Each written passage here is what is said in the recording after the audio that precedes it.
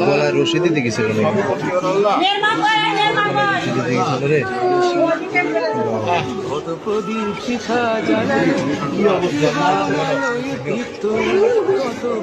গলায় দাগ।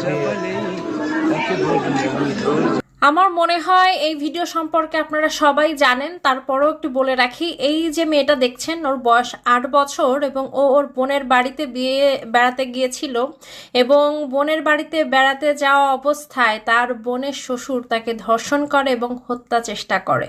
এই হচ্ছে বাংলাদেশের অবস্থা। তৌহিদি জনতা, কালকে যে মেয়ের ওড়না সংক্রান্ত ব্যাপার নিয়ে খুব ইসলাম ধর্ম কত কাহিনী নিয়ে কত কিছু করলেন, তাই না?